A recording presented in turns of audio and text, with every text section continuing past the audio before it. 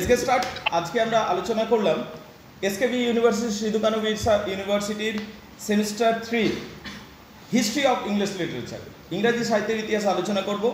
তোমাদের পার্টিকুলার একটা এজ রয়েছে, সেখান থেকে হবে, কিন্তু আমি লিঙ্ক আপটা নিতে চাইবো, মানে পুরনো যুগ থেকে একটু টানতে চাইবো।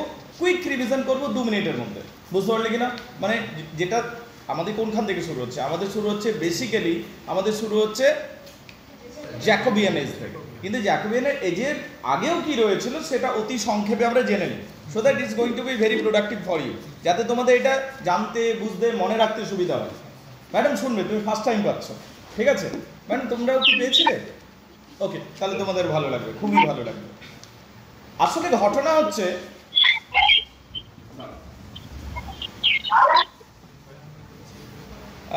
ম্যাডাম তোমরা মাইক্রোফোন অফ রাখতে পারো যারা অনলাইনে ক্লাস করছো। রিয়া ম্যাডাম মাইক্রোফোন অন রাখতে পারো ম্যাডাম। অলরাইট, ওকে ফাইন, শুনতে পাইনি মনে হয়, অফ করে দেবে। Okay fine. Now the point is that একদম প্রথমে আজকে আমাদের শুরু হলো হিস্ট্রি অফ ইংলিশ লিটারেচার। ইংরাজি সাহিত্যের ইতিহাসে কি রয়েছে আগে জানা দরকার। দেখো, ইংরাজি সাহিত্যের ইতিহাসে ইংরাজিটা কিভাবে ডেভেলপ করলো, কিভাবে উন্নত হলো, সেই জিনিসটা আমরা জানি, সেই জিনিসটা আমরা জানতে পারি, বুঝতে পারলে কিনা? By the way, SKB university Sidho Kanho Birsha university semester 3-তে আমাদের 3টে জিনিস পড়তে হবে। একটা হচ্ছে হিস্ট্রি অফ ইংলিশ লিটারেচার, একটা হচ্ছে রিটোরিক, একটা হচ্ছে প্রোজোডিস। আজকে আমি শুধুমাত্র হিস্ট্রি অফ ইংলিশ লিটারেচারটাকে বোঝাচ্ছি, বুঝতে পারলে কিনা? হিস্ট্রি অফ ইংলিশ লিটারেচারে কি রয়েছে একটু বোঝো। সব থেকে প্রথমে তোমাকে জানতে হবে ইংল্যান্ড বলে একটা, ইংল্যান্ড বা ব্রিটেন বলে একটা জায়গা আছে। ব্রিটেন একটা দেশ, লম্বা চৌড়া একটা দেশ ধরে রাখো, তার চারিদিকে সমুদ্র রয়েছে, ব্রিটেন বলে একটা দেশ রয়েছে। সেই ব্রিটেনটাকে যদি তুমি ভাঙো, ঠিক আছে, ধরো এটা Britain, suppose this is Britain, ব্রিটেনে যদি ভাঙিয়ে আমরা পিজার মতো, তাহলে 4টা দেশ পাবো। কটা দেশ পাবো? 4টা দেশ। England, Scotland, Wales, Ireland. কি কি? ইংল্যান্ড, স্কটল্যান্ড, ওয়েলস এবং আয়ারল্যান্ড। এটা ধরো ইংল্যান্ড, এটা স্কটল্যান্ড, এটা ওয়েলস আর এটা আয়ারল্যান্ড। তাহলে এই 4টা মিলে হলো the great Britain, the great Britain. বলে বুঝতে পারলে কিনা? Everybody gets it clear? সবাই বুঝতে পেরেছো? ঠিক। তাহলে কনসেপ্ট যেটা প্রথমে, যে একটা দেশ আছে, নিশ্চয়ই গোল নয়, আমি বোঝানোর জন্য করেছি, ব্রিটেন গোল পাউরুটির মতো নয় কিন্তু, ঠিক আছে? খেয়াল রাখবে একটা দেশ রয়েছে, সেই দেশটা 4টা ভাগে বিভক্ত, ইংল্যান্ড, স্কটল্যান্ড, ওয়েলস এবং আয়ারল্যান্ড। বলে বুঝতে পারলে কিনা? এই যে 4টা দেশ, এখানকার আদিবাসী যারা ছিল, মানে একদম ওখানকার প্রথমে যারা মানুষ ছিল, তারা জেলে ছিল। তারা কি ছিল? জেলে। তাহলে বলতে পারি কি যে ইংরাজিটা জেলেদের ভাষা? তাহলে ইংরাজিটা জেলেদের ভাষা অ্যাকচুয়ালি, বুঝতে পারলে কিনা? ওখানকার যারা মানুষ ছিল তারা ছিল জেলে, তারা মাছ টাছ ধরতো এবং ওখানে সহজ সরল জীবনযাপন করতো। এদের যে লাইফস্টাইলটা ছিল এটা জটিল ছিল না, কমপ্লিকেটেড ছিল না। মাছ ধরবো, সমুদ্রে যাব, বড় মাছ ধরে আসবো, বাড়িতে নিজে খাওয়া দাওয়া করবো, পরিবারকে খাওয়া দাওয়া করাবো, প্রতিবেশীর সাথে খাবার শেয়ার করবো, ব্যাস, দ্যাটস অল। পরের দিন আবার মাছ ধরতে চলে যাবো। এইটা ছিল এদের লাইফস্টাইল। তবে কিছু সংখ্যক মানুষ যারা একটু দেশের ভেতর দিকে থাকতো, তারা কিন্তু চাষবাসও করতো। কিছু মানুষ শিকারও করতো, বুঝতে পারলে কিনা? তবে মনে রাখতে হবে বেশিরভাগটাই কিন্তু এই জেলে ছিল। বেশিরভাগটাই কি ছিল? জেলে ছিল। তাহলে প্রিডমিনেন্টলি দে ওয়্যার ফিশারম্যান, বুঝতে পারলে কিনা? তার কারণ আছে। দেখো, মানুষ কি করবে তার অনেকটা নির্ভর করে ভৌগোলিক অবস্থার উপর। ওদের চারিদিকেই সমুদ্র, সহজেই মাছ পাওয়া যাচ্ছে, তাহলে কেনই না মাছ ধরবে? তো তারা সেজন্য ভালো সাঁতুরে ছিল, সুইমার ছিল, গুড সুইমার ছিল, ভালো নৌকা চালাতে পারতো এবং কি ছিল, এবং তারা জেলে ছিল, বুঝতে পারলে কিনা? কিন্তু তাদের যে জীবনধারাটা ছিল সেটা সহজ সরল জীবনধারা ছিল, শান্তিপূর্ণ জীবনধারা ছিল। তাহলে এই যে প্রথমের যারা বাসিন্দা, এরা ছিল জেলে, এবং এদের যেটা ধর্ম ছিল সেটা ছিল প্যাগানিজম। কি ছিল? প্যাগানিজম। প্যাগানিজম কি? যারা প্রকৃতির পূজা করে, মানে এরা না হিন্দু, মানে এরা না খ্রিস্টান ছিল, না তুমি বলতে পারো না মুসলিম ছিল, এরা কি ছিল? এরা প্যাগান ছিল। এরা কি ছিল? প্যাগান ছিল। প্যাগান মানে প্রকৃতির পূজারী। প্যাগান মানে প্রকৃতির পূজারী। যে প্রকৃতিকে পূজা করে, যে প্রকৃতির উপাসক, তাকে প্যাগান বলবো। যেমন ধর তুই একটা গাছকে পূজা করছিস, তুই নদীকে পূজা করছিস, পাহাড়কে পূজা করছিস, আকাশকে পূজা করছিস, জঙ্গলকে পূজা করছিস, তাহলে আমি বলবো তোর ধর্মটা একটা প্যাগানিজম, মানে প্রকৃতির পূজারী।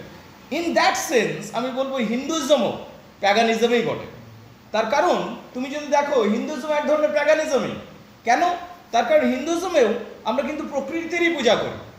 তুমি কার পূজা করছো? সূর্যের পূজা করছো। তুমি কার পূজা করছো? সূর্যদেব বলে দিয়েছি আমরা। আমরা বট গাছের পূজা করছি, আমরা অশ্বত্থ গাছের পূজা করছি, আমরা গঙ্গার নদীটার পূজা করছি, গঙ্গা দেবী বলছি, আমরা পর্বতের পূজা করছি, আমরা পাহাড়ের পূজা করছি, আমরা যদি পিকনিকও করতে যাচ্ছি জঙ্গলে, সে আগে গাছকে খাবার দিয়ে নিজে খাচ্ছি। তো উই ওরশিপ নেচার, আমরাও প্যাগানিজমেরই একটা পার্ট। বুঝতে পারলি কিনা? তাহলে এরা বেসিক্যালি প্যাগান ছিল, কিন্তু তারা হিন্দু লিখে দাও না, আরও হিন্দু ছিল না। বুঝতে পারলি কিনা? এরা প্যাগান ছিল। এরা কি ছিল? প্যাগান ছিল। প্রকৃতির পূজারীকে কি বলা হয়? প্যাগান। তাহলে এই যে অঞ্চলের মানুষজন এরা কি ছিল রে? প্যাগান ছিল। এরপরে একটা নতুন জাতি আসছে। যে জাতিটা আসছে তারা কিন্তু লোহার ব্যবহার জানতো। কিসের ব্যবহার জানতো? লোহা।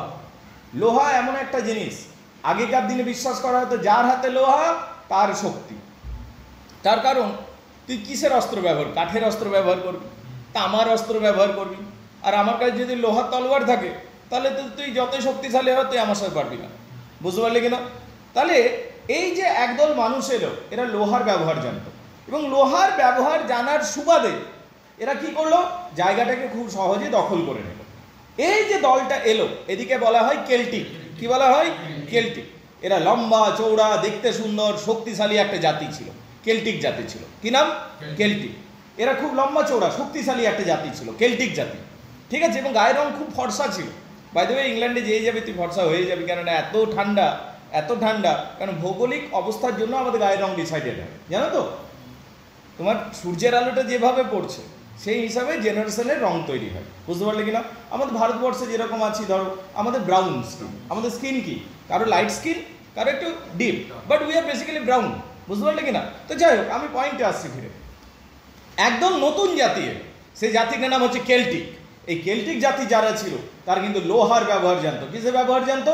লোহার। এবং লোহার ব্যবহারের জন্য এরা খুব সহজেই সেই জায়গাটাকে দখল করে নিল, এবং এরা হয়ে গেল রাজা রানী। এই কেল্টিকরা হয়ে গেল রাজা, এবং ওখানকার আদিবাসী যারা ছিল তারা হয়ে গেল প্রজা। বলো, বুঝতে পারলে কিনা? এবং এরা সম্মিলিতভাবে সুন্দরভাবে থাকতে শুরু করলো, কিছুদিনের মধ্যে মিলেমিশে গেল। কেন সহজে মিলে গেল? কারণ ধর্মটা একই ছিল। কারণ কেল্টিকদেরও ধর্ম প্যাগানিজমেই ছিল। তাহলে খুব সহজে অ্যাডপ্টেড করে নিল। বুঝতে পারলে? জায়গাটাতে মিলেমিশে গেল সবাই মিলে। কেল্টিক এবং ওখানকার স্থায়ী বাসিন্দারা সব একসাথে মিলেমিশে থাকতে শুরু করলো। বলো, বোঝা গেছে কিনা? এরপরে একটা বড় ঘটনা ঘটবে। কি বড় ঘটনা ঘটলো? ইংল্যান্ড থেকে বহু দূর দূরে একটা সাম্রাজ্যের বিস্তৃতি হচ্ছিল, একটা বড় সাম্রাজ্য তৈরি হচ্ছিল। সেই সাম্রাজ্যের নাম ছিল রোমান সাম্রাজ্য। সেই রোমান সাম্রাজ্যে একজন মহান সম্রাট ছিলেন, নাম হচ্ছে জুলিয়াস সিজার। কি নাম ছিল? Julius caesar.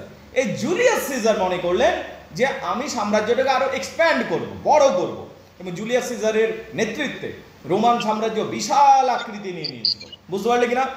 জুলিয়াস সিজারের আমলে রোমান সাম্রাজ্য একটা বিশাল বড় আকৃতি পেয়ে গেছিল। সেই জুলিয়াস সিজার ভাবলো যাই, গিয়ে পরে ইংল্যান্ডকেও দখল করি। যেমন ভাবা তেমনি কাজ। জুলিয়াস সিজার সোজা চলে এলেন ইংল্যান্ডে, এবং ইংল্যান্ডের একটা অঞ্চলকে দখল করলেন। পুরো ইংল্যান্ডকে দখল করেননি, মনে রাখবে কিন্তু। কিন্তু রোমানরা যে ইংল্যান্ডকে দখল করবে তার সূত্রপাতটাই জুলিয়াস সিজারকে দিয়ে হলো। বুঝতে পারলে কিনা? তাহলে জুলিয়াস সিজাররা জায়গাটাকে দখল করলো। জুলিয়াস সিজার এসে একটা অংশকে দখল করলো। এখানে একটা বিখ্যাত কথা রয়েছে, ভিনি ভিডি ভিসি। কথার নাম কি? Veni vidi vici. Veni vidi vici মানে কি? আমি এলাম, আমি দেখলাম, আমি জিতলাম। জুলিয়াস সিজার বলেছিল ভিনি ভিডি ভিসি, আমি এলাম, আমি দেখলাম, আমি জিতে নিলাম। বুঝতে পারলে কিনা?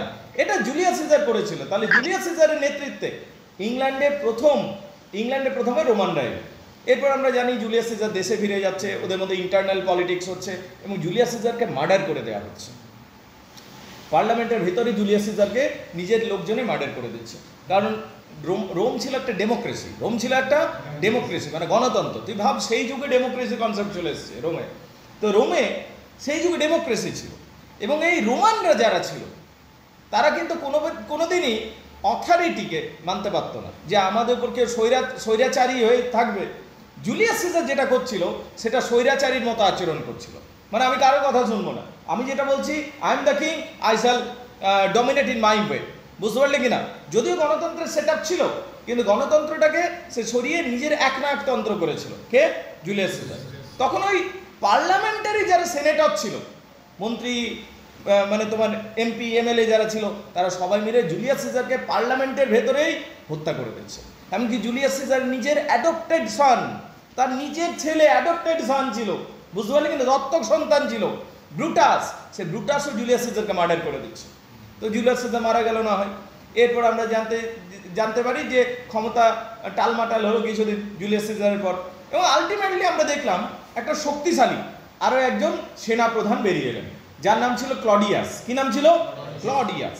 ক্লডিয়াস আবার রোমকে স্থির বানালো, এবং রোমকে স্থির বানানোর পর ক্লডিয়াস মনে করলেন জেনারেল ক্লডিয়াস। কি নাম ছিল? General Claudius. জেনারেল ক্লডিয়াস মনে করলেন যে আমি ইংল্যান্ডকে এবার দখল করবো এবং জুলিয়াস সিজারের সেই স্বপ্নকে আমি পূর্ণ করব। জুলিয়াস সিজার যেটা শুরুটা করেছিল আমি সেটা কমপ্লিট করব। ক্লডিয়াস 40,000 সৈন্য নিয়ে ইংল্যান্ডে পৌঁছে গেল। যখন 40,000 সৈন্য নিয়ে ইংল্যান্ডে পৌঁছালেন ক্লডিয়াস, তখন ইংল্যান্ডে একটা ভয়ানক লড়াই হলো রোমানদের বিরুদ্ধে কেল্টিকদের। বুঝতে পারলে কিনা?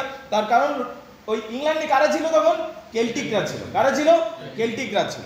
এই কেল্টিকদের সাথে ইংল্যান্ডের একটা মারাত্মক লড়াই হলো, কেল্টিকদের সাথে রোমানদের একটা লড়াই হলো, এবং আলটিমেটলি আমরা দেখতে পাই কেল্টিকরা পরাজিত হচ্ছে এবং রোমানরা অনেক সুপিরিয়র ছিল, মানে অনেক শ্রেষ্ঠ ছিল, এবং রোমানরা সব জায়গাটা দখল করে নিচ্ছে। তাহলে ইংল্যান্ড এবারে রোমানদের একটা কলোনি হয়ে গেল, মানে ইংল্যান্ড এবার রোমানদের আন্ডারে চলে এলো। যেমন ব্রিটিশরা ভারতবর্ষকে কলোনি বানিয়েছিল, ওখান থেকেই ইংল্যান্ড থেকে সব কিছু গভর্ন হতো, এবার রোম থেকে ইংল্যান্ডকে চালনা করা শুরু হলো। বুঝতে পারলে কিনা?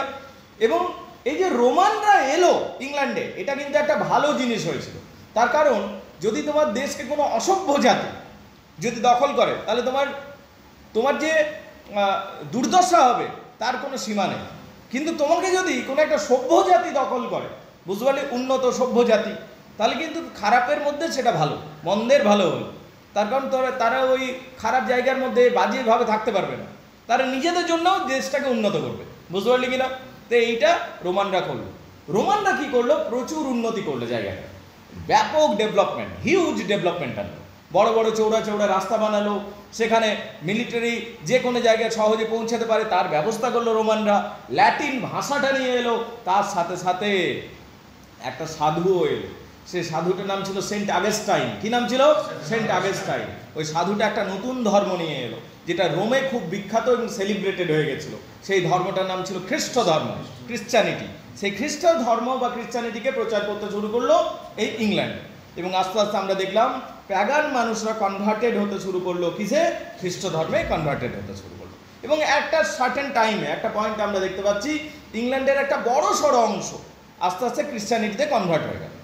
আজকে যদি যাস ইংল্যান্ডে, তুই আবার দেখতে পাবি যে ইংল্যান্ডে এখন সব, এখানে আর প্যাগানিজম পাবিই না।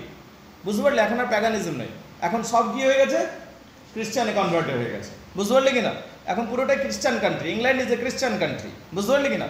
তো ওই প্যাগানিজম ছাড়তে শুরু করলো সবাই, এবং সবাই রোমানদের ইনফ্লুয়েন্সে এসে, রোমানদের প্রভাবে এসে সবাই খ্রিস্ট ধর্ম গ্রহণ করতে শুরু করলো। এবং রোমের, সত্যি কথা অর্থে বলতে গেলে, রোমের প্রভাবে ইংল্যান্ডের বহু উন্নতি হয়েছিল।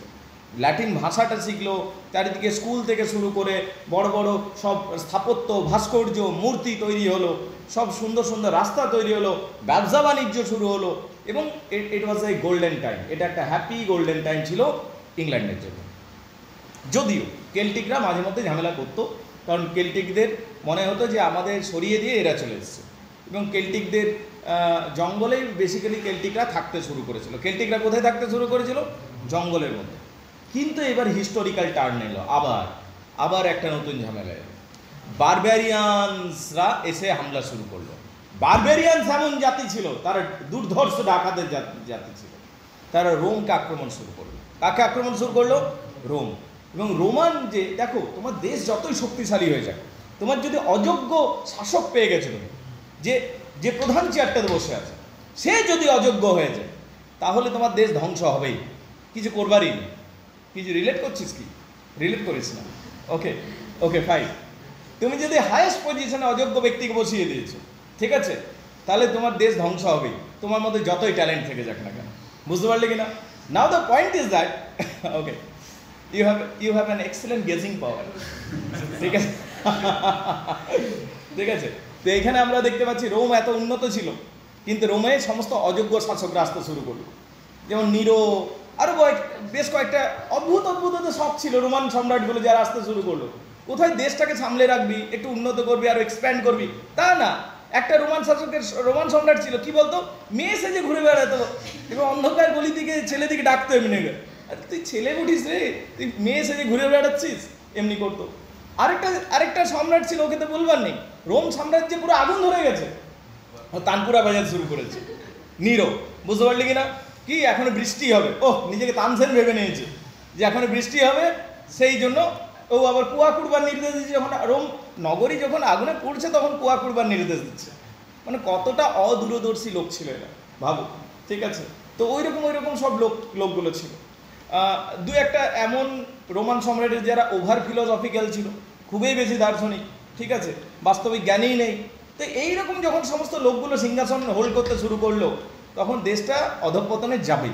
বুঝতে পারলি কিনা, বারবারিয়ানসদের সুবিধাই হলো, ওরা এইরকমই শাসক চাইছিল, ঠিক আছে। এবং আস্তে আস্তে বারবারিয়ানসদের অ্যাটাকে রোম ধ্বংস হতে শুরু করলো, রোম পুরোপুরি ধ্বংস হতে শুরু করলো।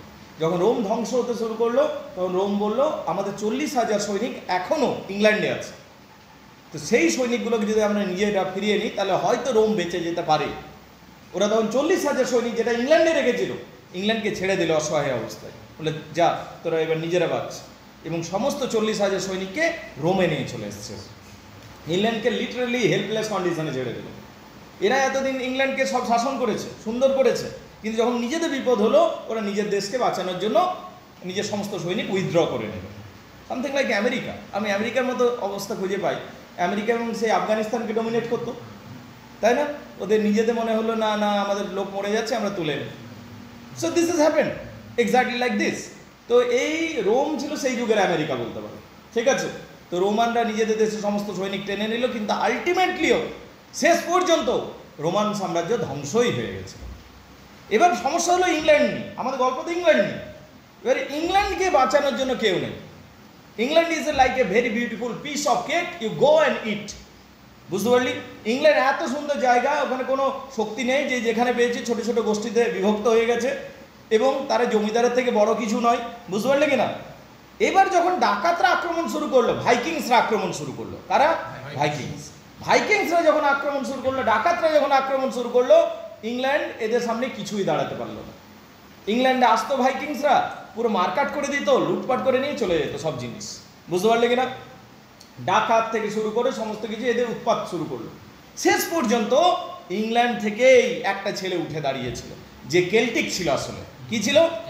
কেল্টিক ক্যাপ্টেন ছিল, যার নাম হচ্ছে কিং আর্থার। কি নাম ছিল? King Arthur.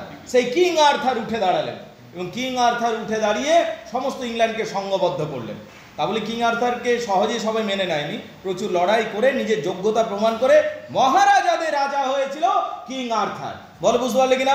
কিং আর্থার যখন রাজাদের রাজা হলো, তখন সবাই কিং আর্থারের আন্ডারে চলে এলো এবং কিং আর্থার নিয়ে বড়ই সুন্দর সুন্দর গল্প পাই। কিং আর্থার কিন্তু একটা ট্র্যাজিক ক্যারেক্টার বলতে গেলে, বুঝতে পারলি, দুঃখের, মানে ওর জীবনটা তুই যে পড়িস না, তোরই কান্না চলে আসবে। কিং আর্থারের এত সংঘর্ষ করে উঠেছে, ও একটা রাজার ছেলে ছিল, ঠিক আছে। কিং আর্থার রাজার ছেলে ছিল, কিন্তু ছোটবেলাতেই তার মা বাবাকে মেরে ফেলা হচ্ছে।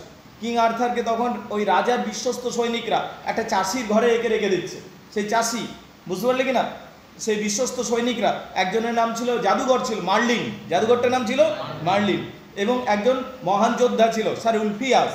এরা দুজন মিলে একটা চাষির ঘরে রেখে দিচ্ছে, স্যার হেক্টরের বাড়িতে। ও আগে যোদ্ধা ছিল, তো স্যার হেক্টরের বাড়িতে যখন চাষবাস করে তার বাড়িতে রেখে দিচ্ছে এবং বলছে একে বড় করো, তোমার এইটা দায়িত্ব। কিং আর্থার একটা সময় বড় হচ্ছে এবং ইতিমধ্যে ইংল্যান্ডের কেউ তখনও রাজা হয়নি।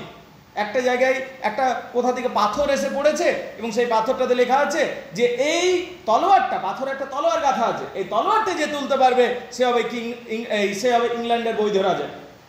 সবাই চেষ্টা করছে, যদি তলোয়ারটা তুলে দিই তাহলে রাজা হয়ে যাব, ঠিক আছে। এইরকম মনে হচ্ছে, যেমন মনে হচ্ছে যদি একবার হয়ে যায় সরকারি চাকরিটা, মানে হবে কি করে না প্রস্তুতি নিয়ে, রাইট? সে have to take preparation for this. যদিটা হবে কি করে? তুই সেই কিং আর্থারের যুগের রাজাগুলোর মতো বলছিস যদি হয়ে যায়। তো সব রাজাগুলো চেষ্টা করছে, বুঝতে পারলি কিনা, যে এইটা আমি তুলে দেবো, কিন্তু তোকে তো আগে কিং আর্থার হতে হবে ওটা তুলবার জন্য, রাইট? তো পয়েন্ট হচ্ছে আলটিমেটলি কেউই তুলতে পারছে না, কিন্তু একটা টিনেজার ওই 15-16 বছরের ছেলে আলটিমেটলি একদিন তলোয়ারটা তুলে দিচ্ছে। যখন সবাই অবাক হয়ে যাচ্ছে, কারণ এই তলোয়ারটা তোলা মানে ও তো ইংল্যান্ডের রাজা, সবাই বিশ্বাস করছে না, তো সে আবার ওইখানে তলোয়ারটা গাঁথছে, বাকিরা তুলবার চেষ্টা করছে, কেউ তুলতে পারছে না, এবং কিং আর্থার যতবারই তুলছে তুলে দিচ্ছে। তখন প্রমাণিত হয়ে গেল এই হলো বৈধ রাজা। ফিঙ্গারপ্রিন্ট টেকনোলজি ছিল নাকি রে? ওকে, তো পয়েন্ট হচ্ছে যে কিং আর্থার এবার রাজা হয়ে যাচ্ছে, কিন্তু বাকি রাজারা মানতে চাইছে না, এবং আমরা দেখতে পাচ্ছি ভীষণ লড়াই হচ্ছে, কিন্তু কিং আর্থার আলটিমেটলি জিতছে। কারণ কিং আর্থারের কাছে বিশ্বস্ত সেনাপতি ছিল স্যার উলফিয়াস ছিলেন, এবং কি ছিলেন, জাদুঘর ছিল, মার্লিন ছিল, বুঝতে পারলে কিনা? এবং কিং আর্থারের হয়ে অনেক লড়াই করলো, আলটিমেটলি কিং আর্থার সিংহাসন পেয়ে গেল। বলো, বুঝতে পারলে কিনা? এরপর কিং আর্থার কিছুদিন পর বিয়েও করলো, একটা খুবই সুন্দরী মেয়েকে বিয়ে করলো। সেই মেয়েটার নাম কি ছিল? কুইন গিনিভিয়ার। গিনিভিয়ার ছিল, সে দারুণই দেখতে ছিল, রাইট? এবার কিং আর্থার সব কিছু সুন্দরভাবে চালাচ্ছে। কিং আর্থার ঠিক করলেন যে আমি একটা রাউন্ড টেবিল বসাবো, সেই রাউন্ড টেবিলে আমার দেশের সব থেকে বেশি বীর যোদ্ধা, যারা যারা দুর্বলদের রক্ষা করবে, নারীদের রক্ষা করবে, এবং ভয়ঙ্কর শত্রুদের বিরুদ্ধে লড়াই করবে, সেই রকম আইডিয়ালিজম যাদের আদর্শবোধ আছে, তাদেরকে আমি নিয়ে আসবো, আমার রাজসভায় বসাবো, এবং তাদের নিয়ে রাউন্ড টেবিল তৈরি হলো কিং আর্থারের রাজসভায়। বুঝতে পারলে কিনা? কিং আর্থার এদের পরামর্শ করে সমস্ত কিছু সিদ্ধান্ত নিত। এরপর প্রচুর অ্যাডভেঞ্চার হয়েছে। এই যে রাউন্ড টেবিলে যতজন নাইট বসতো, মহান যোদ্ধা থেকে নাইট বলা হয়, নাইট বসতো, ওদের নিয়ে আবার গল্প রয়েছে, সবার আলাদা আলাদা স্টোরি রয়েছে, ঠিক আছে? এই নাইটদের মধ্যে সব থেকে হ্যান্ডসাম নাইট ছিল স্যার ল্যান্সলট। কি নাম ছিল? ল্যান্সলট। কোয়ালিটি কি হ্যান্ডসাম? টিকটকার ছিল নাকি? ওকে ভাই, মজা করছি। কি নাম ছিল রে? স্যার ল্যান্সলট, খুবই হ্যান্ডসাম ছিল। এবার কুইন গিনিভিয়ার পছন্দ হয়ে গেল। কার পছন্দ হয়ে গেল? আরে কিং আর্থারের স্ত্রী কুইন গিনিভিয়ার, ও আবার একটা নাইটকে পছন্দ করতে শুরু করলো, আর এদিকে ল্যান্সলটও পছন্দ করতে লাগলো কুইন গিনিভিয়ারকে নিয়ে। ওদের মধ্যে একটা এক্সট্রা ম্যারিটাল লাভ অ্যাফেয়ার শুরু হয়ে গেল। একদিন কিং আর্থার জানতে পারলো, তখন সেই যুগের নিয়ম অনুযায়ী কেউ যদি কোনো মহিলা যদি এক্সট্রা ম্যারিটাল রিলেশনশিপ করে, সেই যুগের নিয়ম অনুযায়ী তাকে কিন্তু জীবন্ত পুড়িয়ে দেওয়া হতো। তো রানী গিনিভিয়ারকে তাই করার আয়োজন করা হলো, কিন্তু স্যার ল্যান্সলট কি করলো, ঠিক সময়ে সাউথের হিরোর মতো এন্ট্রি করে ওকে নিয়ে চলে গেল। এবার আমরা দেখতে পাচ্ছি ল্যান্সলট এবং কুইন গিনিভিয়ার পালিয়ে পালিয়ে যাচ্ছে। বুঝতে পারলি কিনা? কোথায় চলে যাচ্ছে? পালিয়ে পালিয়ে চলে যাচ্ছে, আর কিং আর্থার যাচ্ছে তার পিছনে। এদিকে আমি পানিশ করেই ছাড়বো, ঠিক আছে? পুরো আর্থার পুরো সেনা নিয়ে যাচ্ছে। এবার দেশ সামলাবে কে? তুই তো ল্যান্সলটের পিছনে ছুটছিস। তখন ওর একটা ভাইপো ছিল, নাম হচ্ছে মডরেড। কি নাম ছিল? স্যার মডরেড। স্যার মডরেডকেও সিংহাসনের দায়িত্ব দিচ্ছে, আর ল্যান্সলটকে শাস্তি দেওয়ার জন্য ছুটে যাচ্ছে কিং আর্থার। কিন্তু কি রে মডরেড তারপর বলতে শুরু করছে, যখন কিং আর্থার বাইরে চলে গেছে, তখন মডরেড সবাইকে বলতে শুরু করছে, কি বলছে? যে আমি হলাম এখানকার রাজা, কিং আর্থার ফার্থার কেউ নেই। তাহলে মডরেড সিংহাসন দখল করে বসছে। তা যাই হোক, এখানে স্যার মডরেড সিংহাসন দখল করে বসলো। তাহলে কিং আর্থার বেচারা ওইদিকে ল্যান্সলটকে মারতে যাবে, না এদিকে মডরেডকে আটকাবে? বলো, তুমি যদি কিং আর্থার হতে, তুমি কি করতে ম্যাডাম? আগে সিংহাসন, ঠিক আছে? তো আসছে, তখন স্যার ল্যান্সলটকে ছেড়ে দিচ্ছে, যা তুই এখন থাক, ঠিক আছে? ও চলে আসছে সিংহাসন বাঁচানোর জন্য। নিয়ে মডরেডের সাথে লড়াই হচ্ছে। আলটিমেটলি মডরেডও ততদিনে নিজের শিকড় জমিয়ে দিয়েছিল, সবাইকে নিজের পক্ষে নিয়ে নিয়েছে, একটা ভয়ানক লড়াই হচ্ছে। কিন্তু কিং আর্থার যে ছিল, ওর কাছে এক্সক্যালিবার ছিল, কোনোদিনও হারবে না ওই লড়াই। কিন্তু আলটিমেটলি মডরেডকে মেরে ফেলছে, কিন্তু মডরেডও মরবার আগে কিং আর্থারকেও কিন্তু হত্যা করে দিচ্ছে। কিং আর্থারও প্রায় মানে একটা ডেডলি উন্ড দিয়ে যাচ্ছে, যেটাতে কিং আর্থারের মরমর অবস্থা হয়ে যাচ্ছে। তাহলে শেষ মুহূর্তে দেখতে পাচ্ছি কিং আর্থার মরমর অবস্থায় রয়েছে। তখন স্যার ল্যান্সলট এবং কুইন গিনিভিয়ার ফিরে আসছে, ক্ষমা চাইছে, ঠিক আছে? তখন আর কিই হবে, ঠিক আছে? তো বললো সুখে থাকো, ঠিক আছে, ভালো থাকো, ঠিক আছে, আমি চললাম, রাইট? পুরো বাংলা সিনেমার সিন চলছে।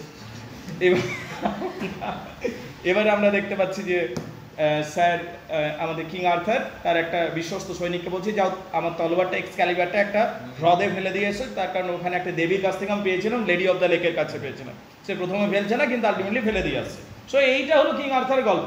কিং আর্থার তো মরে যাচ্ছেন, এরপরে সিংহাসনে যারা বসছে তারাও অযোগ্য ছিল, বেশ কিছুদিন চালালো। তবে কিং আর্থারের যে স্টোরিটা বললাম, সেটা নিয়ে অনেকে ডাউট আছে, বুঝতে পারলে কিনা? অনেক ঐতিহাসিক বলে কিং আর্থার ফার্থার হয় না, ছাড়, ওই সমস্ত কিছু নয়। এটা একটা লিজেন্ডারি স্টোরি ক্যাটাগরি হয়ে গেছে, লিজেন্ডারি স্টোরির মতো হয়ে গেছে। বলো বুঝতে পারলে কিনা? Now the point is that king আর্থারের পর যারা সিংহাসনে বসেছিল তারা ততটা যোগ্য ছিল না। Everybody has got it clear? সবাই বুঝতে পারলি? ঠিক। এরপরে আমরা দেখতে পাই জার্মান থেকে, জার্মান বলে তখন কোনো দেশ ছিল না, ওইদিকে জার্মান, ডাচল্যান্ড, এইরকম করে জায়গাগুলো, নরওয়ে, আইসল্যান্ড, তোমার গ্রিনল্যান্ড, ওই যে টোটাল জায়গাটা ওটাকে স্ক্যান্ডিনেভিয়া বলা হতো। কি বলা হতো? স্ক্যান্ডিনেভিয়া। স্ক্যান্ডিনেভিয়াতে কারা থাকতো জানো? স্ক্যান্ডিনেভিয়াতে ভাইকিংসরা থাকতো। ভাইকিংস, এই ভাইকিংরা ডেন্সের যোদ্ধা ছিল। ভাইকিংসরা গ্রামের পর গ্রাম, এরা শুধু ডাকাতদের গ্রাম থাকতো। এখানে চাষবাস খুব কম হতো, কারণ সবসময় বরফ হয়ে জমে আছে, কি চাষ করবে? যারা বৃদ্ধ মানুষ ছিল, যাদের হয়তো ক্ষমতা নেই, তারা হয়তো চাষবাস করতো। কিন্তু বেশিরভাগ মানুষ ওখানে যারা থাকতো তাদের একটাই পেশা, গিয়ে পর লুট করবো। এরা গ্রামের পর গ্রাম বলতে পারো, এরা ডাকাত ছিল। এদিকে ভাইকিংস বলা দুর্ধর্ষ যোদ্ধা, এদের ওটা প্রফেশন। যেমন এইরকম 10 দিন হয়ে গেল, চলো এবার ডাকাতি করতে চলো। ওর স্ত্রীও বলছে যাও, ডাকাতি করতে যাবে না? এইরকম ছিল ওদের, মানে ওদের থিঙ্কিংটা ভাব। ওদের কাছে ডাকাতিটা কোনো একটা খারাপ কাজ নয়। তুই যেন মাছ ধরতে যাস, মাছটাকে পিটিয়ে পিটিয়ে মারিস, রান্না করিস, ঠিক আছে? যেমন তুই, so it is something like them. তাদের কাছে ওই দৃষ্টিকোণ ছিল ব্যাপারটা, it is like my job. বুঝতে পারলি কিনা? এবং এটা বেশ রিস্কিও ছিল। তুই যে যাবি এই ডাকাতি করতে, ফিরে নাও আসতে পারিস, কারণ রাজার লোকজন তোকে মেরেও ফেলতে পারে। বুঝতে পারলি কিনা? তো এই ডাকাতগুলোকে ভাইকিংস বলা হতো। কি বলা হতো? ভাইকিংস। তবে ভাইকিংস দেখে সবাই ভয় পেত। তবে সবসময় যে ভাইকিংসরা সফল হয়েছে তা নয়। তবে কখনো কখনো ধর 1000 জন যেত একসাথে লড়াই করতে, একসাথে ডাকাতি করতে, 1000 জন যেত। একটাই নিয়ম ছিল, তুমি যেটা পেলে সেটা তোমার। কি নিয়ম? তার মানে তুই বেশি বেশি লুট করবি, কারণ ইটস আলটিমেটলি ইয়োর গেম। বুঝতে পারলি কিনা? You and your family. শুধু সর্দারকে একটা অংশ দিয়ে দিতে হতো। বুঝতে পারলি কিনা? সো পয়েন্ট হচ্ছে যে এইভাবে ভাইকিংরা সমস্ত পুরো ইউরোপকে তছনছ করে দিয়েছিল। ভাইকিংসরা এত বেশি শক্তিশালী ছিল। তো ভাইকিংসরা আক্রমণ শুরু করলো ইংল্যান্ডকে, আবার ইংল্যান্ডের দশা খারাপ হয়ে গেল। আলটিমেটলি আমরা দেখতে পাচ্ছি এই এরিয়া থেকে, জার্মানি থেকে 3টে জলদস্যুর দল আসছে। এক দলের নাম ছিল অ্যাংলো, আরেকটা নাম ছিল জাটেস, আরেকটা নাম ছিল স্যাক্সন। বড় বড় কালো কালো নৌকাতে ওরা ওইখান থেকে আসছে। অ্যাংলো, জাটেস, স্যাক্সন, ওরা ইংল্যান্ডে আসছে এবং ইংল্যান্ডে স্থায়ীভাবে বসবাস শুরু করছে। একদিকে আসছে অ্যাংলোরা, একদিকে আসছে জাটেসরা, একদিকে আসছে স্যাক্সনরা। তাহলে 3টে দল, 3টে দল, আমার বইটা দাও তো। 3টে দল, বুঝতে পারলে কিনা? 3টে দল ওখানে থাকতে শুরু করছে। এখানে একটা ম্যাপও আছে, বইটা দেখবে, ঠিক আছে? এই যে বইটা রয়েছে, এখানে একটা ম্যাপ রয়েছে, কে কোনখানে রয়েছে দেখবে। ইয়েলো কালার যেটা আছে সেটা অ্যাংলো, ব্লু কালার যেটা রয়েছে সেটা জাটেস, আর রেড কালার যেটা রয়েছে স্যাক্সন। আর ইংল্যান্ডে ওরা এসে কোথায় স্থায়ীভাবে বসবাস করছে সেটা বোঝা যাচ্ছে। বুঝতে পারলে? এটা স্ক্যান্ডিনেভিয়া থেকে আসছে ইংল্যান্ডে। বইটা ভালোই বানিয়েছি, কি বলিস? তাই না? ম্যাপ ফ্যাপগুলো বুঝতেও সুবিধা হয়, ঠিক আছে? কেননা যদি বলিস অ্যালবার্ট বা জেলং বা ধর ডেভিড ডাচেস, সেমিস্টার সিস্টেমে তো পড়ে সম্ভব নয়, পড়ে কমপ্লিট করা সম্ভব নয়। তার জন্য আমার এই বইটাই মনে হয় বেশি ভালো, তাই না? হ্যাঁ ঠিকই বলেছি, ভয়ও লাগে। মানে আমার ক্ষেত্রে কি হয়েছিল, আমি যখন ইংলিশ অনার্স করেছি ম্যাডাম, আমার বিরাট ভয় লাগতো হিস্ট্রি অফ ইংলিশ লিটারেচার। মানে ভয়, মানে বিশাল ভয় লাগতো। আমি বুঝতেই পারতাম না এটা কি হচ্ছে। তারপর ছোট ছোট অক্ষর, ছবিও নেই, ঠিক আছে, মাথা ধরে যেত। তো তারপরে পরবর্তী সময় যখন আমি এই বইটা লিখলাম হিস্ট্রি অফ ইংলিশ লিটারেচারের উপর, রুল অ্যান্ড লিটারেচার, তখন জিনিসটাকে একটু চেঞ্জ করলাম। মানে ছবি দিলাম, অ্যাট্রাকটিভ বানালাম, তো এবং ভাষাটাকে সিম্পলিফাইড করলাম, যেটাতে তোমাদের সুবিধা হয়। এটা সেমিস্টারের জন্য বেস্ট, চিন্তা করো না। তবে এমএ দেবের জন্য নয় এটা। এমএ করবে, পিএইচডি করবে, তখন ওইগুলো ডেভিড ডাচেস ওই সমস্ত ভালো পড়ে। বুঝতে পারলে কেন? এবং যেটা বলছি আমি, কামিং টু দ্য পয়েন্ট, এরপর আমরা দেখলাম ইংল্যান্ডকে দখল করে বসলো 3 দল জলদস্যু। এক দলের নাম ছিল অ্যাংলো, এক দলের নাম ছিল জাটেস, এক দলের নাম ছিল স্যাক্সন। অ্যাংলো, জাটেস, স্যাক্সন, বলো বোঝা গেছে কিনা? Anglo, Jutes, Saxon. এই যে অ্যাংলো, জাটেস, স্যাক্সন যারা ছিল, এরা নিজেরাই ডাকাত ছিল। কিন্তু সেই কথার কথা আছে না, এক জঙ্গলে 3টে বাঘ কি করে থাকবে? 3টে বাঘের মধ্যে এবার লড়াই হলো যে জঙ্গলটা কার আন্ডারে থাকবে। অ্যাংলো, জাটেস, স্যাক্সনের মধ্যে যখন লড়াই হলো, এই লড়াই করতে করতে আমরা দেখতে পাচ্ছি জাটেস বলে যে দলটা আছে ওরা শেষ হয়ে গেল, শুধু পড়ে রইল অ্যাংলো স্যাক্সন।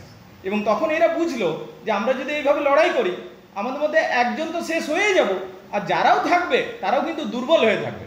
সেই সুযোগে বাইরে শক্তিরা ঢুকে যাবে। তাই লড়াই করে শক্তি ক্ষয় করার কোনো মানে হয় না, চল ইউনাইটেড হয়ে যায়। তখন অ্যাংলো স্যাক্সন ইউনাইটেড হয়ে গেল এবং যুগটার নাম দেওয়া হলো অ্যাংলো স্যাক্সন যুগ।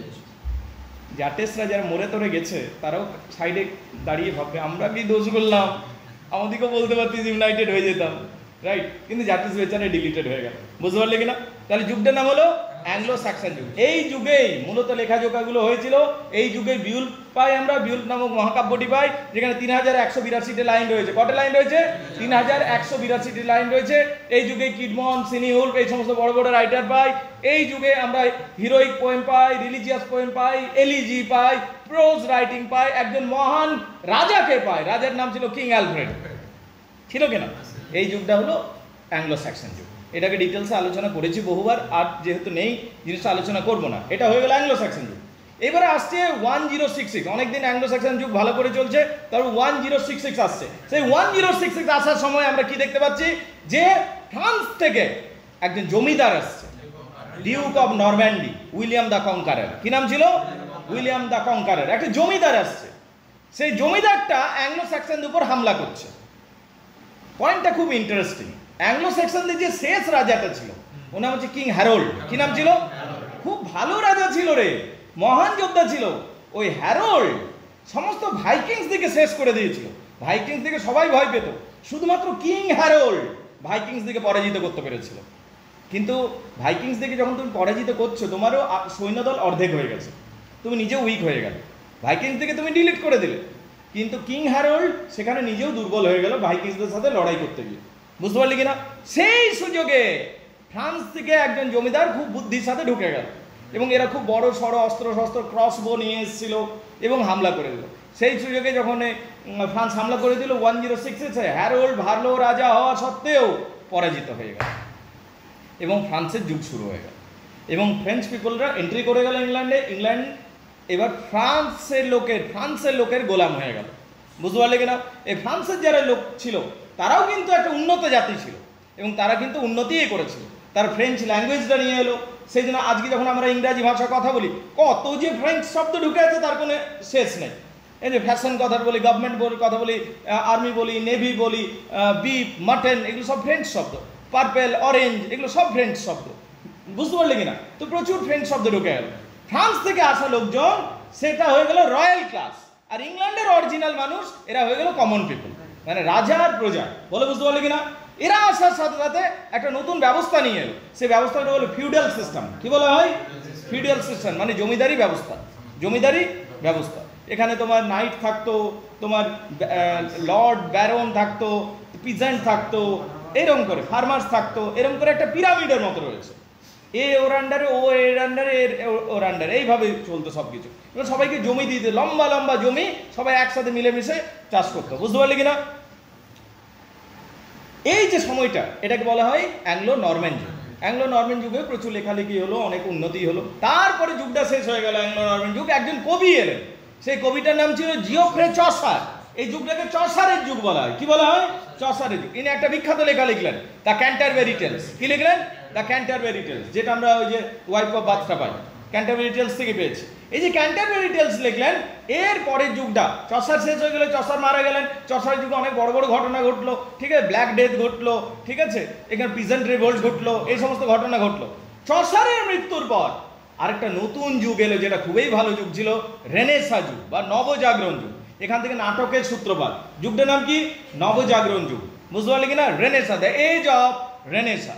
এই নবজাগরণের যুগে আমরা সব ভালো ভালো রাইটার পাচ্ছি, ইউনিভার্সিটি উইটসতে পাচ্ছি। কাদিকে পাচ্ছি? ইউনিভার্সিটি উইটসতে পাচ্ছি। এই যুগে সনেট বিখ্যাত হয়েছে, 14 লাইনের কবিতা। সনেট আসলে ইটালির প্রোডাক্ট ছিল, ইটালি থেকে ইংল্যান্ডে আনা হচ্ছে। আর্ল অফ সুরি এবং কি ওয়াট, এরা দুজন মিলে টোটালস মিসেলানিতে প্রকাশিত করছে কি? সনেটগুলোকে। তো সনেট ইংল্যান্ডে বিখ্যাত হয়ে যাচ্ছে। এই যুগ থেকে সনেটের সূত্রপাত। এর পরের যুগটা যেটা আসবে, সনেটের যুগ শেষ হয়ে গেল, রেনেসা যুগ শেষ হয়ে গেল, প্রিন্টিং প্রেস আবিষ্কার হয়ে গেল। এই যুগে ইউনিভার্সিটি থেকে সব জ্ঞানী গুণী ব্যক্তিরা বেরিয়ে এলো। যেমন মার্লোর নাম পাই, যিনি ডক্টর ফাস্টাস লিখেছিলেন। কি লিখেছিলেন? ডক্টর ফাস্টাস লিখেছিলেন।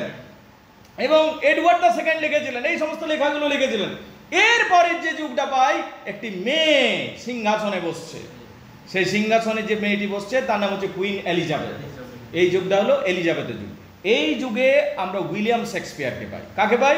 William Shakespeare. এবং এই যুগে অসংখ্য ভালো ভালো লেখক, অসংখ্য ভালো ভালো নাট্যকারদের আমরা পেয়েছি। আমরা এডমন্ড স্পেন্সার থেকে শুরু করে স্যার ফিলিপ সিডনি থেকে শুরু করে বহু লেখককে পাই। যে এই যে যুগটা ছিল, এই যুগে বাই দ্য ওয়ে এই যুগটাতে রানী এলিজাবেথ সিংহাসনে এমনই বসলেন যে ইংল্যান্ডকে সর্বশ্রেষ্ঠ দেশে পরিণত করে দিলেন রানী এলিজাবেথ। স্পেনকে পরাজিত করে দিলেন। স্পেন ছিল সেই যুগে সবচেয়ে শক্তিশালী দেশ। তার বিখ্যাত নৌবহর ছিল স্প্যানিশ আর্মাডা। কি নাম ছিল?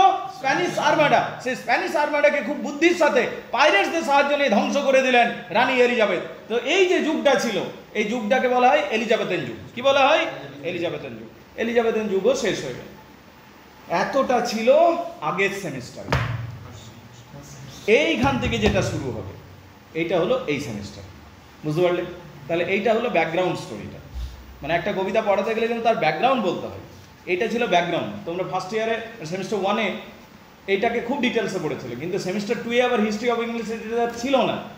তো হতে পারে ভুলে তুলে গেছিলে, সেই জন্য এটা মনে করিয়ে দিলাম খুব স্পিডে, লিঙ্ক আপটা করালাম। এইবারে এইখান থেকে স্টার্টিংটা হলো যে আমাদের সেম 3-এর পড়াশোনা। বুঝতে পারলে কিনা? রানী এলিজাবেথ মারা যাচ্ছে, এখান থেকে শুরু। আজকে সেম 3 শুরু হয়ে গেল। রানী এলিজাবেথ সিংহাসনে ছিলেন। রানী এলিজাবেথ নিঃসন্তান ছিলেন। বোঝো জিনিসটা, রানী এলিজাবেথের কোনো ছেলে মেয়ে ছিল না। রানী এলিজাবেথকে ভার্জিন কুইন বলা হতো। কি বলা হতো? The virgin queen. ভার্জিন কাকে বলা হয়? The girl who does not have any sexual experience, তাকে ভার্জিন বলা হয়। বুঝতে পারলে কিনা? তো রানী এলিজাবেথকে ভার্জিন বলা হতো, but she was not virgin.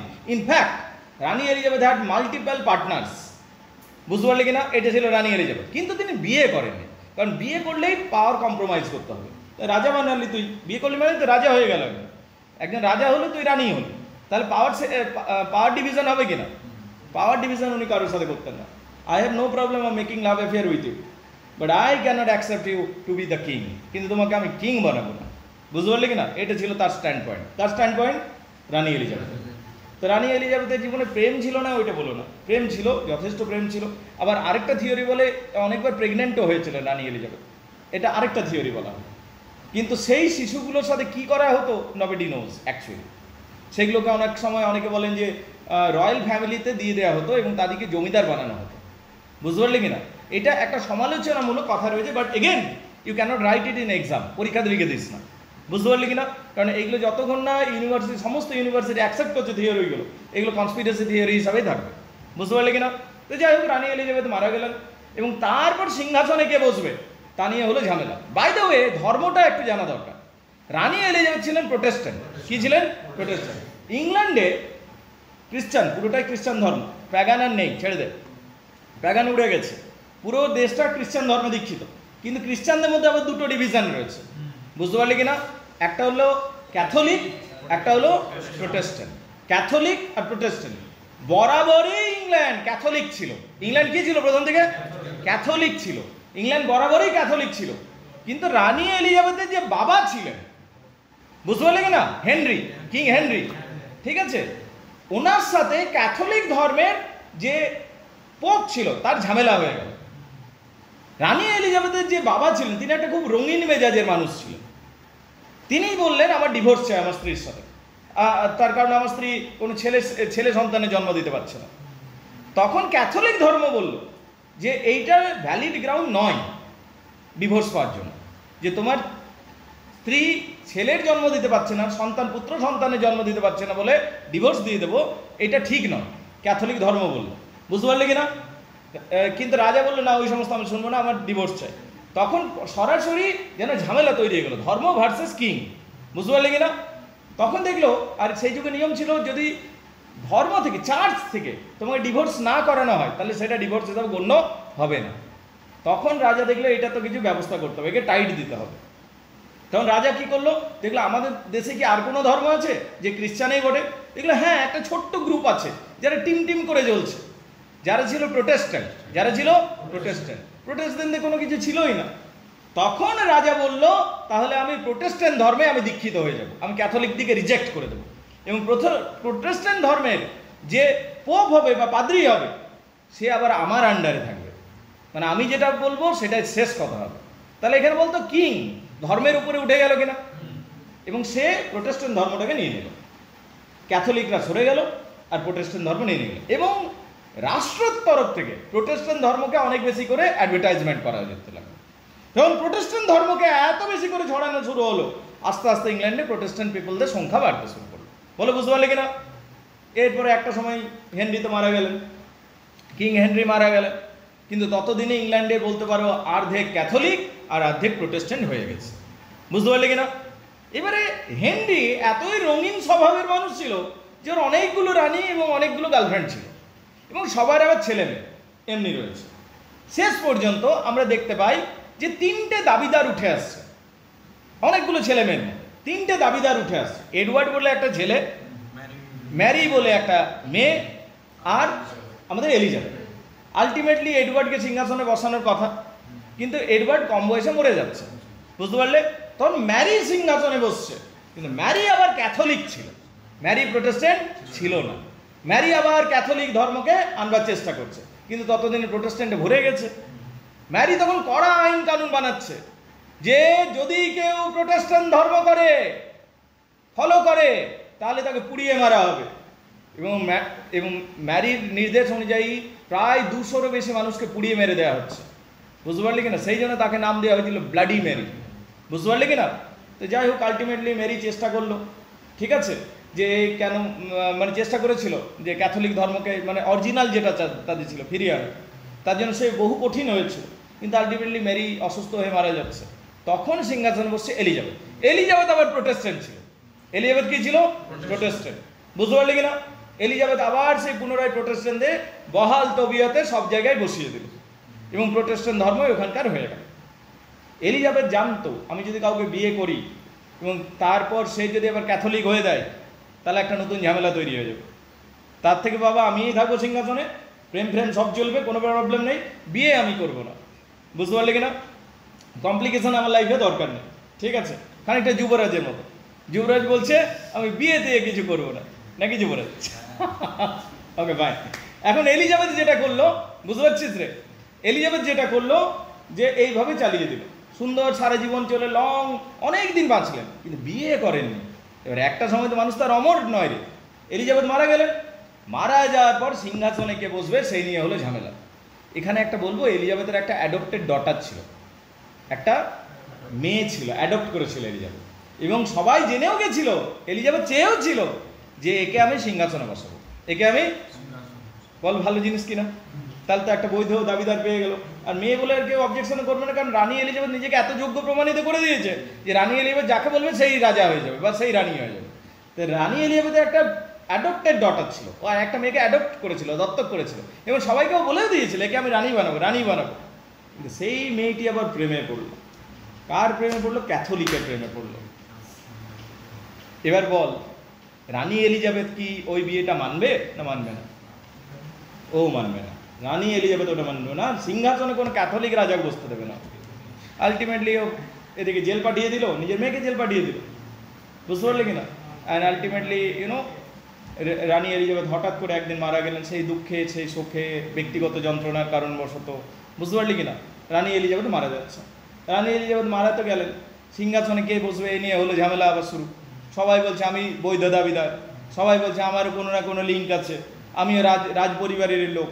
Ultimately বহু ঝামেলা হলো, জল ঘোলা হলো, শেষে কি একটা শান্ত, যখন ঝামেলা হয় না সাইডে দাঁড়িয়ে যাবে, মারপিট করে ওরা মরে যাবে, কেউ নেই, দেখছিস তুই এই আছিস না, একে বসা সিংহাসনে।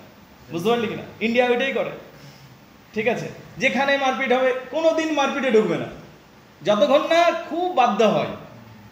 2-3টে দেশের মধ্যে মারপিট, রাশিয়া ইউক্রেন মারপিট হয়ে যাক, কোনো দিন এন্ট্রি করবো না আমরা, শান্ত করবার চেষ্টা করব। ঠিক সেই রকম একটা লোক ছিল। বুঝতে পারলি কিনা? ও মারপিটে ঢোকেনি, পলিটিক্সের বাইরে ছিল, ওর কিছু এসেই যাচ্ছিল না। বুঝতে পারলি কিনা? জেমস দ্য সিক্স, কি নাম ছিল? James the six. James the six স্কটল্যান্ডের রাজা ছিল। কোথাকার রাজা ছিল?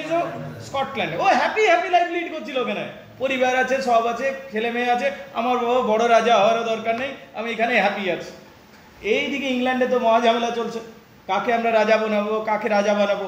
শেষ পর্যন্ত যদি যখন মনোমিলন হলো না, স্কটল্যান্ড থেকে জেমসকে ধরে আনে। এবার জেমস এমন একটা ব্যক্তি ছিল, সবার সাথে ভালো সম্পর্ক মেনটেন করত। জেমস সবার সাথে, কিং জেমস সবার সাথে ভালো সম্পর্ক মেনটেন করত। এবার কিং জেমসকে বললো চলো তুমি ইংল্যান্ডের রাজা হবে। জেমসও ভাবছি কি করা যায়, মানে এখানে সুখেই তো আছি আমি, সুখে থাকতে ভূতে গিলানো, শুনেছিস কথাটা? তো James, king James the six ইংল্যান্ডের তোমার সিংহাসনে গিয়ে বসলো এবং জেমস দ্য ফার্স্ট হলো, ওই হলো জেমস দ্য সিক্স। আর ওই যখন ইংল্যান্ডে এলো ওই হলো জেমস দ্য ফার্স্ট। বলো বুঝতে পারলি কিনা? জেমস দ্য ফার্স্ট যখন ওই সিংহাসনে বসলো তখন দেখলো ইংল্যান্ডে রাজনীতি করা অত সহজ নয়, এটা খুব ঝামেলা। আমি স্কটল্যান্ডেই ভালো ছিলাম, আমাকে সবাই সম্মান করতো, ভালো ছোটো জায়গাতে কী ছিল, ভালো ছিল এমনি মনে হচ্ছিল। বাট ফাইন, ও এখানে ছিল, ও কিন্তু পুরোপুরি ইংল্যান্ডকে কী জানে মানতে পেরেছিল কিনা, কিন্তু দু একটা ভালো কাজ করেছে। লোকটা ধার্মিক ছিল। লোকটা কী করলো, বাইবেলের অনেকগুলো ট্রান্সলেশন বার হয়ে গেছে, এলো মেলো বাইবেলের কেউ এই ইন্টারপ্রেট করছে, কেউ ওই ইন্টারপ্রেট করছে, বাইবেলের মানে বিরুদ্ধ ভাষ পর্যন্ত একটা পণ্ডিত মানুষ এই বলেছে বাইবেলের ব্যাখ্যা করছে, আরেকজন এই ব্যাখ্যা করছে। তখনও 54 জন পণ্ডিত মানুষকে ডাকলো কিং জেমস, এবং তার নেতৃত্বে একটা বাইবেল প্রকাশিত, কিং জেমস বাইবেল বলা হয়। কি বলা হয়? James 1 Bible. এইটা কিং জেমসের একটা বড় কর্তৃত্ব বলতে পারিস, বা একটা সফলতা বলতে পারিস। ইংল্যান্ডে মোটামুটি স্ট্যাবেলেই ছিল, কিন্তু রানী এলিজাবেথের লেভেলের নয় লোকটা, সেটা তোমাকে বুঝতে হবে। বলো বুঝতে পারলি কিনা? এবার লোকটার মধ্যে একটা অন্য টেন্ডেন্সি ছিল। ধর আমাদের শুভজিৎ বাবুকে ডেকেছে কিং জেমস 1, ঠিক আছে? শুভজিৎ বাবু কিন্তু একটু সাবধান হয়ে যাওয়া উচিত। কেন? কিং জেমস 1 হোমোসেক্সুয়াল ছিল, বুঝতে পারলি? So the point is that লোকটা একটু গন্ডগোল ছিল, বুঝতে পারলি কিনা? তো কিং জেমস 1-এর অমনি লোক ছিল, টেন্ডেন্সি ছিল। বাট ফাইন, চলে গেল কোনোভাবে, সবাইকে মানিয়ে চলতো, একেও রাগাতো না, ওকেও রাগা, তুইও ভালো তুইও ভালো, সবাই ভালো, আমার সবাইকে ভালো লাগছে, ঠিক আছে? এইরকম লোক ছিল কে? King James 1। বলে বুঝতে পারলি কিনা? Everybody gets it clear? ঠিক। Now the point is that এই যে যুগটা, এটাকে বলা হয় জ্যাকোবিয়ান এজ। কি বলা হয়? Jacobean age. এই যুগটা কি বলা হয়? Jacobean age. এখান থেকে আমাদের স্টার্টিং, জ্যাকোবিয়ান এজটা আমাদেরকে ডিটেলসে পড়তে হবে। চলো বই ধরে পড়ে এবার, বুঝতে পারলে? জ্যাকোবিয়ান এজ শুরু হয়ে গেল, জ্যাকোবিয়ান এজ শুরু হয়ে গেল। তাহলে দেখে নাও এই পর্যন্ত যদি কারো কিছু অসুবিধা আছে, আমি সামারি আকারে জ্যাকোবিয়ান এজ পর্যন্ত বললাম। জ্যাকোবিয়ান এজও শেষ হবে, তারপর পিউরিটান যুগ শুরু হবে, বুঝতে পারলি কিনা? সেগুলো আরও কমপ্লিকেশন রয়েছে, দেখে নাও। সো গাইজ, আমাদের এসকেবি ইউনিভার্সিটির, সিধু কানু বিরসা ইউনিভার্সিটির সেমিস্টার 3 ক্লাস শুরু হয়ে গেল সাকসেসফুলি। তোমাদের যদি আমার স্টাইল অফ টিচিং পছন্দ হচ্ছে, তোমরা চাইলে জুড়তে পারো। ফোন নাম্বার শেয়ার করলাম, হোয়াটসঅ্যাপ নাম্বার শেয়ার করলাম, চাইলে কথা বলতে পারো, কানেক্ট হতে পারো, আমাদের সাথে কন্ট্যাক্ট করতে পারো। ফোন নাম্বার শেয়ার করলাম 8926939467। যারা ক্যালকাটা ইউনিভার্সিটি রয়েছে তারাও চাইলে জুড়তে পারো, তোমাদের আলাদা ব্যাচ রয়েছে, সন্ধ্যাবেলা হয় সে ব্যাচটা। আর যারা SKB university, Sidho Kanho Birsha university রয়েছে, you can also contact us. So phone number আরেকবার শেয়ার করলাম 8926939467। আরেকবার শেয়ার করলাম 8926939467। সিধু কানু বিরসা ইউনিভার্সিটি যদি কেউ রয়েছে, ইমিডিয়েটলি জুড়ে যাও, ক্লাস শুরু হয়ে গেছে। Thank you very much indeed.